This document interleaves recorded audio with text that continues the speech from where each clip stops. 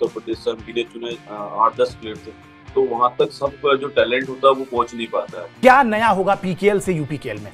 तो इतना बड़ा प्रदेश होने के बावजूद कम से कम 100-50 प्लेयर हैं, यहाँ से निकलने चाहिए। हमसे भी अच्छे प्लेयर्स हैं पर उनको मौका नहीं मिल पा रहा। हमें जर्नल स्लीपर ही टिकट दी जाती थी, तो जब टीटी आते थे तो कभी आगे कभी पीछे, कभी वॉशरूम में चले गए। कबड्डी तो गंवारों का खेल है, गंवार खेल।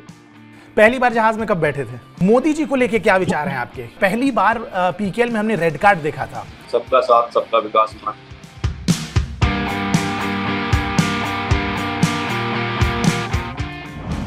इस देश में क्रिकेट और क्रिकेटरों को भगवान की तरह पूजते हैं। मतलब रही सही जो कसर थी क्रिकेट की लोकप्रियता की, वो आईपीएल के आने के बाद से पूरी हो गई। लेकिन इसके बीच में बाकी जो खेल थे वो कहीं थोड़े बहुत दब गए।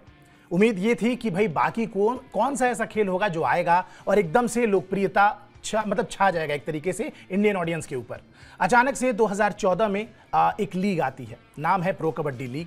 लीग आती है, बहुत सारे खिलाड़ियों को चुना जाता है अलग अलग टीम में और इंस्टेंट हिट हो जाती है लीग। और इनफैक्ट आईपीएल के बाद भारत में सबसे ज्यादा देखे जाने वाली स्पोर्ट्स लीग बन जाती है। अगर वर्ल्ड लेवल की बात करें तो पूरे वर्ल्ड में सबसे ज्यादा देखे जाने वाली कबड्डी लीग बन जाती है प्रो कबड्डी लीग।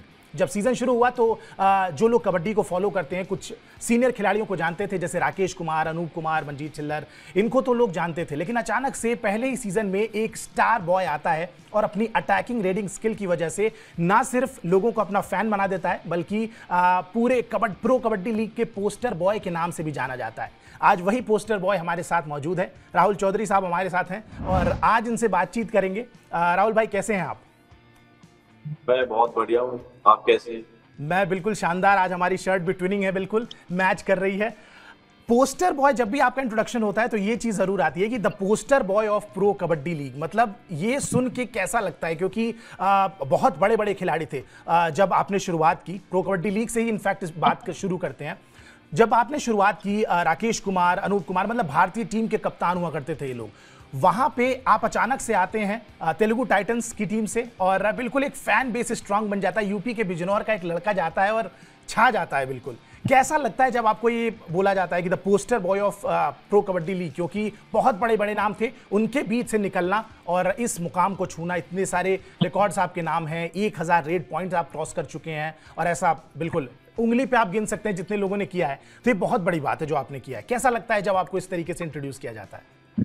बहुत अच्छा लगता है जब पहली बार पता चला कि ऐसे ऐसे प्रो कबड्डी लीग होने वाली है। तो सभी सीनियर दिग्गज प्लेयर थे हमारे, अनूप, राकेश, काफी बड़े बड़े, जसवीर, नवनीत, मंजीत चिल्लर, मतलब बहुत ही तगड़े थे। हम सोचते नहीं थे कि कहीं ऐसा कुछ हो सकता है। तो बहुत ही प्राउड फील होता था खुद को जब ये नाम मिला और मैं पहले ही सीजन में बेस्ट राइडर निकला, इतने बड़े बड़े प्लेयर को यूज किया, तो बहुत अच्छा लगता है। यूपीकेएल मतलब उत्तर प्रदेश कबड्डी लीग, इसके आप ब्रांड एम्बेसडर बनाए गए हैं। क्या है ये प्लान, पहले तो ये समझाइए। और जो भी कबड्डी को फॉलो करने वाले लोग हैं ये जानना चाहते हैं, क्योंकि दो तबका बटा हुआ है। अगर आप बात करें तो बहुत सारे लोग हैं जिनका ये कहना है कि पीकेएल जब से आया है तो आपको और भी किसी लीग की जरूरत है नहीं। लेकिन आप चूंकि ब्रांड एम्बेसडर है, आपसे ज्यादा बेहतर समझने की कोशिश करेंगे कि यूपी जो हार्टलैंड है एक तरीके से कबड्डी का, यहां पे यूपीकेएल किस तरीके से बेनिफिट करने वाला है खिलाड़ियों को। मतलब क्या नया होगा पीकेएल से यूपीकेएल में? पीकेएल एक्चुअली प्रो कबड्डी जो है वो हमारे इंटरनेशनल लेवल की होगी। उसमें इंटरनेशनल लेवल में होते हैं और अपने लोकल प्लेयर भी होते हैं, नेशनल प्लेयर भी होते हैं। तो वहां तक सब जो टैलेंट होता है वो पहुंच नहीं पाता है। तो ये बड़ा अच्छा प्लेटफॉर्म उत्तर प्रदेश लीग ने लेके आई है कि जैसा मैं बिजनौर से खेलता था, अपने उत्तर प्रदेश से हम गिने चुने 8-10 प्लेयर थे, तो इतना बड़ा प्रदेश होने के बावजूद कम से कम 100-50 प्लेयर हैं, यहाँ से निकलने चाहिए। तो यही उम्मीद है कि यहाँ से जो लीग आई है, जो हमारे यंग प्लेयर्स हैं जिनको मौका नहीं मिल पा रहा, तो कहीं ना कहीं इस लीग के थ्रू वो दिखाई दें और आगे जो कोचेस हैं उनकी निगाहों में वो चढ़े और यहाँ से उत्तर प्रदेश से और भी ज्यादा प्लेयर यहाँ से निकले। तो हमारा मेन मोटिव यही है इस लीग से।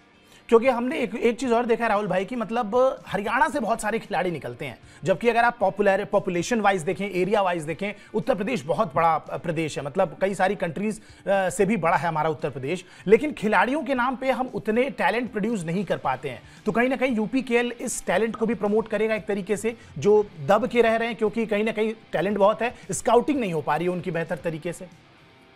बस यही मैं यही कहना चाह रहा हूँ, जो हमारे यंग प्लेयर हैं जो बहुत ही अच्छा खेलते हैं, हमसे भी अच्छे प्लेयर्स हैं, पर उनको मौका नहीं मिल पा रहा।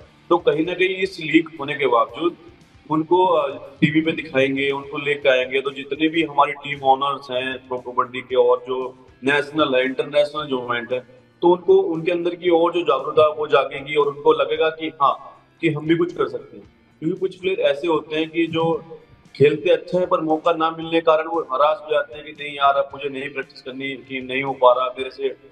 कभी कभी होता है कि जो जूनियर होते हैं वो ज्यादा आगे चले जाते हैं, कुछ गेम अच्छा होता है, कुछ उनकी किस्मत हो जाती है।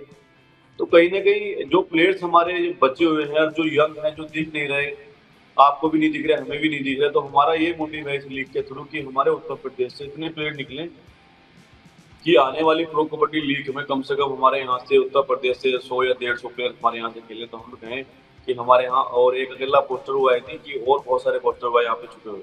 बिल्कुल जी, और सारे पोस्टर बॉयज निकले। मेरा एक सवाल आपसे ये रहेगा, चूंकि आपने बात कही कि बहुत सारे खिलाड़ी होते हैं जो मतलब छोड़ देते हैं बीच में प्रैक्टिस, जिनको ना मैं देख पाता हूं ना हमारे जैसे बहुत सारे कबड्डी के फैंस देख पाते हैं।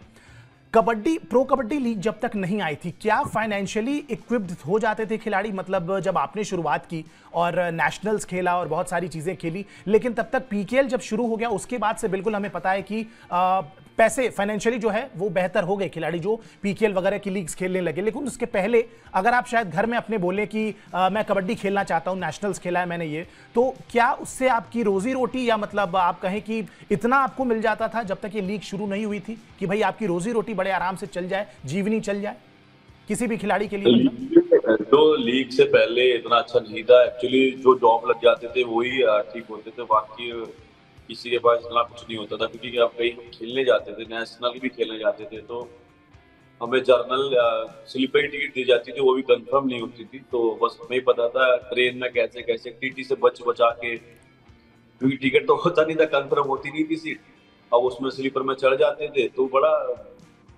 तो प्रो कबड्डी आने के बाद तो पूरे चार चांद कबड्डी में लगे, उससे पहले बिल्कुल भी कुछ नहीं था, घर वाले भी क्या एक बेसिक आइडिया बताएंगे कितने रुपए मिलते थे? जैसे आपने नेशनल का गेम अगर कोई खेला, आपने यूपी को रिप्रेजेंट किया नेशनल में, तो क्या कितने रुपए मिलते होंगे अंदाजन, मतलब एक मैच खेलने के? नेशनल में मुझे याद है जब हम शायद थर्ड आए थे तो 20 या 30 हजार रुपए हमें मिले थे। एक नेशनल लेवल गेम आप खेल लो तो 20 और 30 हजार रुपए अगर आपको मिलते हैं, ये तो बहुत कम है। मतलब एक आप अपनी डाइट लेने जाओ, कुछ भी नेचुरल डाइट, बादाम लेने जाओ, कुछ भी लेने जाओ, वो भी नहीं आ पाता।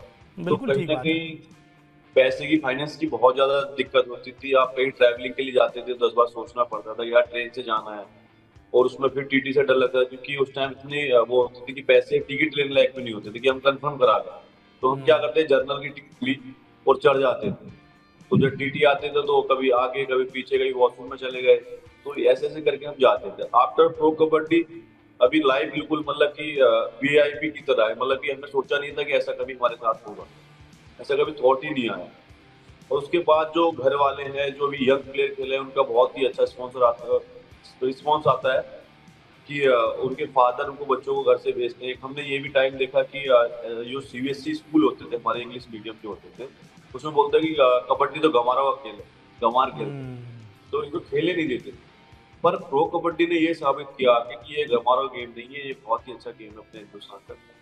तो अब मैक्सिमम हम काफी टूर्नामेंट बड़ा अच्छा लगता है, क्रिकेट के टूर्नामेंट में भी हम एज ए चीफ गेस्ट बन के जाते हैं। तो क्रिकेट एक बहुत बड़ी चीज है हमारे यहाँ गेम में। तो अगर मैं अगर चीफ गेस्ट बन के जा रहा हूँ तो मतलब कि एक कबड्डी प्लेयर के लिए तो वो बहुत बड़ी अचीव हो गया कि हम किसी क्रिकेट के उसमें भी वो ऐसे चीफ गेस्ट जा रहे हैं। तो ये सब प्रो कबड्डी आने के बाद तो लाइफ बिल्कुल ही चेंज, मतलब कि आप धरती से एकदम आसमान पे लाते। नहीं तो पहले जो होता था, हमें याद है कभी कहीं खेलने जाते तो बड़े परेशान हो जाते थे, तो जो मूव चाहिए, मूव के लिए भी पैसे देते करने पड़ते थे, यार पैसे लाओ मूव लेगा पट्टी के लिए, तो बहुत सारी दिक्कत थी। बिल्कुल दिक्कतें थी। लेकिन एक रिएक्शन आपसे ये लेना चाहूंगा, जब आपका पहला सीजन खत्म हुआ तेलुगु टाइटन से, कमाल की मतलब आपकी परफॉर्मेंस थी, बेस्ट ट्रेडर चुने गए, 1 करोड़ से भी ज्यादा का एक कॉन्ट्रैक्ट साइन किया गया कि भाई आपको 10 साल के लिए रखना चाहते थे वो। हालांकि ऑक्शन वाली जो चीजें आ गई उसके बाद वो खत्म हो गई चीजें, लेकिन फिर भी उस मोमेंट में घर वालों का क्या रिएक्शन था, पिताजी माताजी घर में और भी जो लोग हैं, आपका क्या रिएक्शन था कि मतलब 1 करोड़ से भी ज्यादा का एक कॉन्ट्रैक्ट मिल रहा है, जहां आपने बताया कि भाई 20-30 हजार रुपए एक मैच खेलने के मिल रहे हैं, स्लीपर और जनरल की टिकटें लेके लड़का इधर से उधर नेशनल खेलने जा रहा है, गवारों का गेम बोला जा रहा है, उस गेम में 1 करोड़ से भी ज्यादा का एक कॉन्ट्रैक्ट 10 साल के लिए, मतलब क्या रिएक्शन था उस समय? उस टाइम यही था कि बस जल्द से कॉन्ट्रैक्ट साइन हो जाए और 1 करोड़ रुपए अपने पास पहुंचा जाए। तो तो यही था कि बस सबसे पहला काम क्या किया आपने? सबसे पहले मैं यही किया घर में, पहले तो मैंने घर ही बनाया एक्चुअली। घर पे काफी सारे 3-4 भाई थे, तो घर काफी छोटा था। एक फार्मर है पापा, तो इतना बड़े कोई खास कार भी नहीं थे। तो यही था कि जब मेरे को पहली बार 8,20,000 मिल लिया गया था, तो मैंने घर पे आके वो लगाए थे। तो घर के छोटे मोटे काम थे वो सब किए।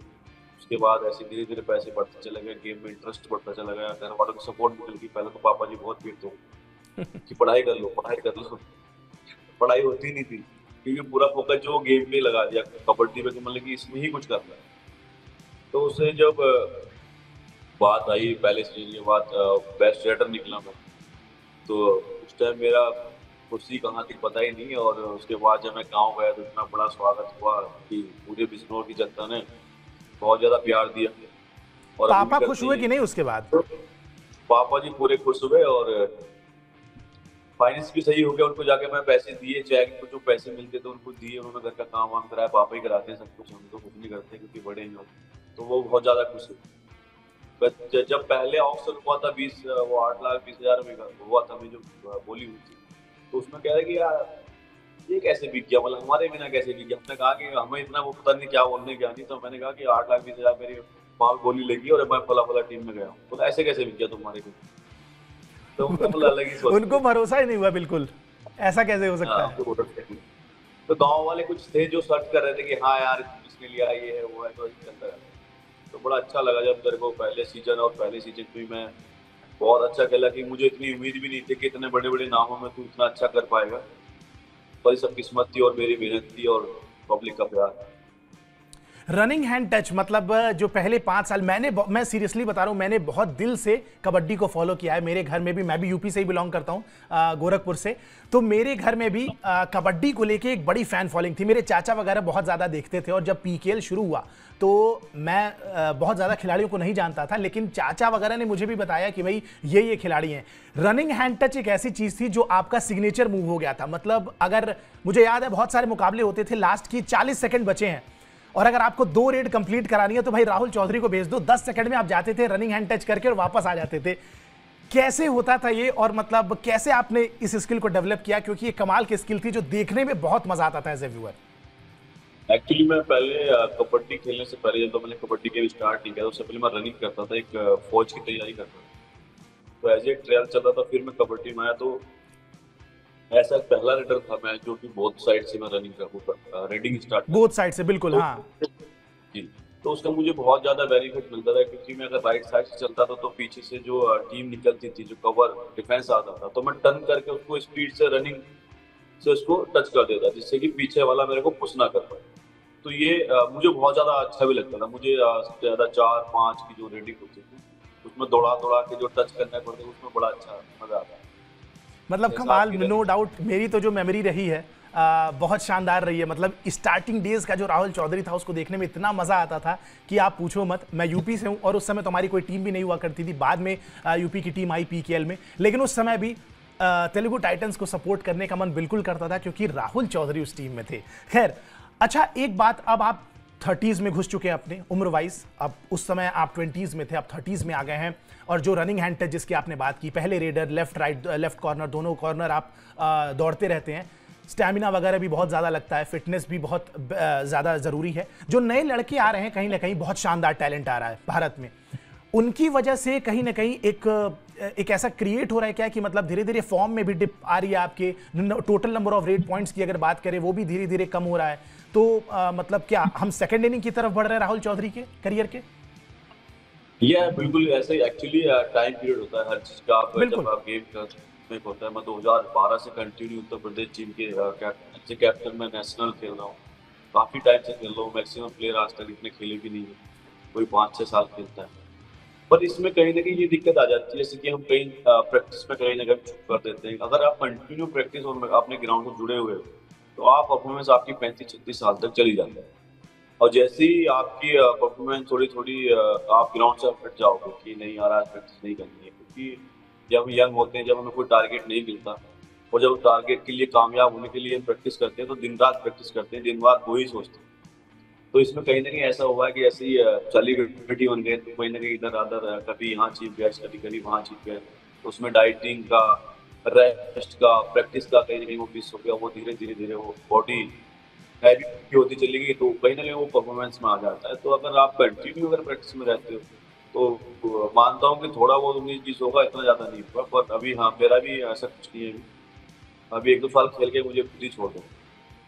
चलिए अभी मतलब हम, क्योंकि देखिए एक जनरेशन वाली बात होती है और पहले सीजन से हम देखते आ रहे हैं और अपने अपने पसंदीदा खिलाड़ियों को ऐसे मतलब टाइम कितनी जल्दी बीत जाता है पता ही नहीं चलता है, क्योंकि कब हमें पता चला कि राहुल चौधरी अब 30s में जा चुके हैं और बिल्कुल एक कबड्डी प्लेयर की भी एक अपनी उम्र होती है, एक अपना करियर होता है, वो वहाँ पे फिटनेस की बहुत ज़्यादा ज़रूरत है। और ये पचाना अपने आप में बहुत बड़ी बात है कि भाई हमारे फेवरेट जो पसंदीदा खिलाड़ी हैं वो धीरे धीरे अब जा रहे हैं और एक नए बैच के खिलाड़ी धीरे धीरे आ रहे हैं। टैलेंट कमाल का आ रहा है बिल्कुल, जैसे जैसे सीजन बढ़ रहा है कंपटीशन बढ़ रहा है, देख के अच्छा लग रहा होगा, क्योंकि यंग रेडर्स आ रहे हैं, यंग डिफेंडर्स आ रहे हैं, ऑलराउंडर्स की भरमार हो गई है। भारतीय टीम के लिए भी बहुत अच्छी बात है ये। यस, ये देखो पूरी कबड्डी जगत के लिए अच्छी बात है कि अभी मैं हूँ, अगले कई और आएगा वो भी जाएंगे, तो ये बहुत अच्छी बात है कि जो हमारे यंग प्लेयर्स आ रहे हैं वो बहुत ही यंग और टैलेंटेड आ रहे हैं, हर स्किल उनके पास है। तो कहीं ना कहीं हमको तो बेनिफिट होगा ही, हमारी इंडिया टीम में जो कंपटीशन बढ़ गया है तो हमें प्लेयर भी अच्छे चाहिए। तो इस हिसाब से प्लेयर्स भी सारे ऑलराउंडर आ रहे हैं, तो थोड़ा अच्छा है कबड्डी के लिए हो रहा है। और मैं चाहूंगा कि और भी अच्छे अच्छे प्लेयर्स हमारे आए। मेरे उत्तर प्रदेश से कम 50-100 प्लेयर्स ऐसे आए कि जो टीवी पे अपना जलवा बिखेरे, मैं भी देखूं कि यार हमारे यहाँ का है। और वैसे तो हमारा इंडिया पूरा अपना है, तो सभी अच्छे हैं, सभी स्टेट से अच्छे प्लेयर। तो मैं पर कहीं ना कहीं अपना रहता है कि हम उत्तर प्रदेश से हैं, तो कहीं हमारे उत्तर प्रदेश से भी अच्छे अच्छे प्लेयर हैं। बिल्कुल आने चाहिए जी, मैं भी उत्तर प्रदेश से हूँ, बिल्कुल हमारे 40-50 ऐसे बड़े खिलाड़ी आने चाहिए।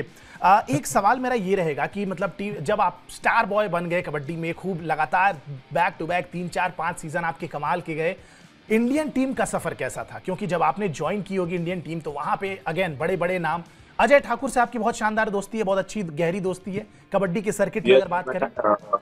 अजय ठाकुर जी, जब मैं अभी स्टार्ट किया था मैं साई में था गांधीनगर, तो उसके बाद जब मैं नेशनल खेला, नेशनल में अच्छा खेला, तो उन्होंने ऑफर दिया। वो तब एयर इंडिया में थे कि यार एयर इंडिया से खेला क्या, मगर मेरे लिए तो बहुत अच्छी बात है। घर को वहां पे जब तक प्रो कबड्डी हुई नहीं थी और कहीं सैलरी भी नहीं मिलती, तो खर्चा कैसे होता है। मगर वहां पे 7-8 हजार रुपये मिलेंगे, मगर जो भी मिलेगा वो बोला फ्लाइट फ्री रहेगी। मगर इससे बढ़िया क्या है, मगर जहाज तो घूम लेंगे कम से कम। ऐसा मतलब इतना इतना खेलने का उसका जॉब का नहीं जितना वो जहाज में बैठने का हो गया। फ्लाइट में तो कम से कम बैठेंगे, एक बार फ्लाइट में बैठ के देख ले कैसी रहती है। तो अजय भाई मतलब कि मैं मानता हूँ इस कबड्डी में उनसे बढ़िया नेचर किसी का है ही नहीं है। क्योंकि मुझे एक टूर्नामेंट में मैं गया था और वहाँ पे बहुत ही अच्छा मैं खेला था, तो बेस्ट रेडर के नाम पे उनका नाम ले दिया।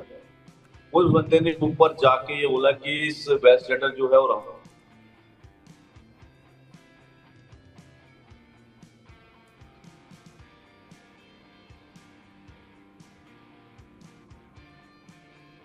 तब से ही मेरा नाम थोड़ा बड़ा हुआ था कि बोलते थे कि अजय का भाई है, कि थोड़ा थोड़ा हमारी सूरज ज्योति वो मैचिंग करती थी। हाँ बिल्कुल। तो वहां पे जाके काफी सारे पूछते थे कि ये आप अजय के भाई हो क्या, तो अजय भाई से भी पूछते थे कि ये तुम्हारा छोटा भाई है क्या, तो अजय भाई बोलते थे कि हाँ मेरा छोटा भाई। पहली बार जहाज में कब बैठे थे? पहली बार हम जहाज में 2012 में बैठे थे एयर इंडिया से।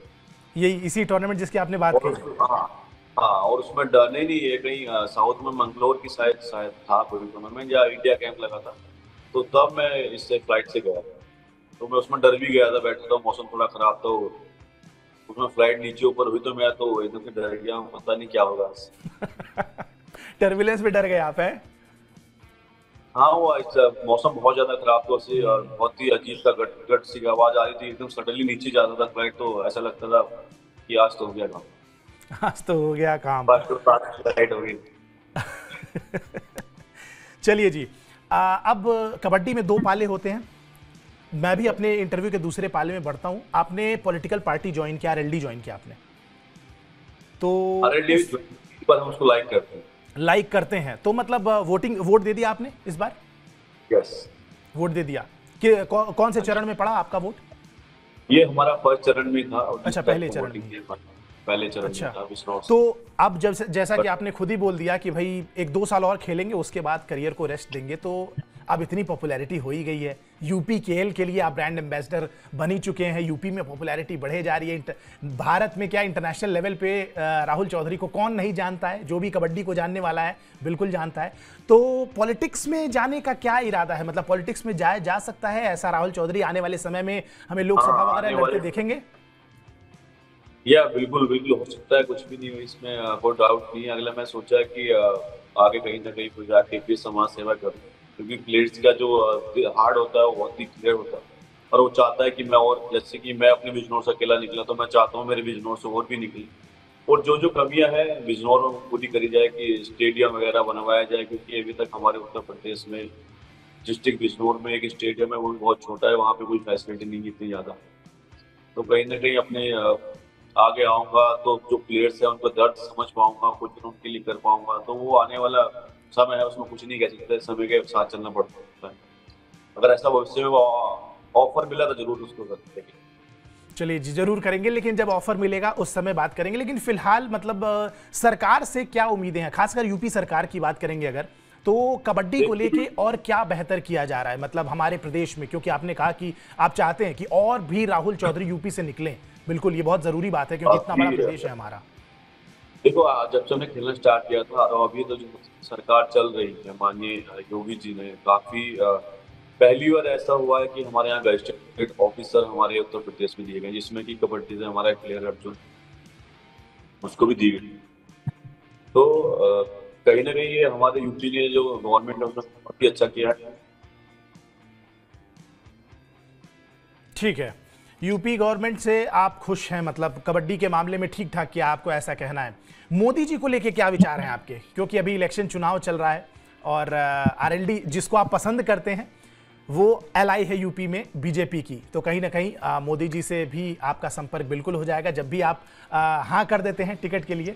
तो मोदी जी को लेके क्या विचार हैं आपके, क्या सोचते हैं, मतलब देश के पीएम हैं इस बार? हम बहुत ही उनके लिए बहुत ही अच्छा समझते हैं, क्योंकि हमारे जो देश की जो उन्होंने बाहर जो बात की है, इज्जत बनाई है देश की, वो बहुत ही हर किसी के बस की नहीं हुई। उन्होंने बहुत ही हमारे देश के लिए किया है और कर रहे हैं, और हमारे खिलाड़ियों के लिए तो इतना किया है कि जो भी प्लेयर्स आज इंडिया से बाहर जाता है, चाहे वो मेडल लेके आए या ना लेके आए वो दूसरी बात है, पर जो भी जाता है उसको बहुत ही प्यार से वो समझाते हैं। अगर कोई फेलियर हो जाता है, वहाँ पे मेडल नहीं लग पाता, तो वो बड़े प्यार से समझाते हैं कि नहीं बेटा, कोशिश करनी है। तो ये चीज़ बहुत अच्छी लगती है उनकी, कि प्लेयर्स को बहुत ज़्यादा मोटिवेशन देते हैं, कहीं भी गिव अप नहीं करने देते। काफ़ी देखे हैं मैंने, जबकि हमारा जो पीछे जो नासा का जो ऊपर चांद पे गया था, वो सक्सेसफुल नहीं हो पाया था। चंद्रयान। तो अभी, हाँ, चंद्रयान, तो वो अभी सक्सेसफुल है। उन्होंने उनको यही दिया कि ऐसा आप कोशिश करते रहिए, हम जरूर जीतेंगे। तो इस बार वो हुआ। तो खिलाड़ियों के लिए मैं मानता हूँ कि आज तक जो हुआ है वो माननीय हमारे प्रधानमंत्री जी जो हैं नरेंद्र मोदी जी ने किया है। उनसे बेस्ट किसी ने किया नहीं है, क्योंकि उनके बाद आप देखो कितने मेडल्स हमारे पास आए हैं, उससे पहले कितने मेडल आए हैं। और हमारा कोई भी खिलाड़ी, आज हमारा कोई भी खिलाड़ी है, सब आज हमारे इंडिया से बाहर अगर उनको चाहता है प्रैक्टिस करने के लिए जाते हैं, उनको पूरी फैसिलिटी यहाँ से दी जाती है। और माननीय जो हमारे अभी कैबिनेट के खेल मंत्री हैं अनुराग ठाकुर जी, पूरी फैसिलिटी वो दे रहे हैं। तो मोदी जी के लिए जितना शब्द कहें जब उतने कम है। एज ए खिलाड़ी बहुत ही अच्छा उन्होंने काम किया है खिलाड़ी।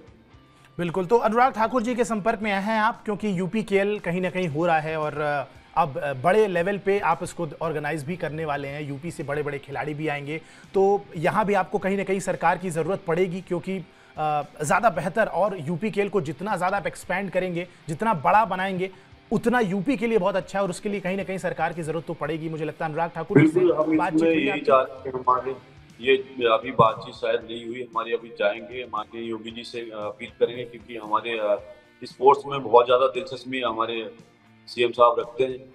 और अपने खेल मंत्री जी को बुलाएंगे, क्योंकि ये आने वाले जो हमारे युवा हैं उनके भविष्य की बात है। और ये जितने भी अच्छे लेवल पे हम कर रहे हैं, अभी सोनी टीवी पे आएगी और अच्छी अच्छी इसमें ब्रांड हो रही है, जो पंचली से बात चल रही है, 2-3 और जो अच्छे अच्छे ब्रांड है उनसे बात चल रही है।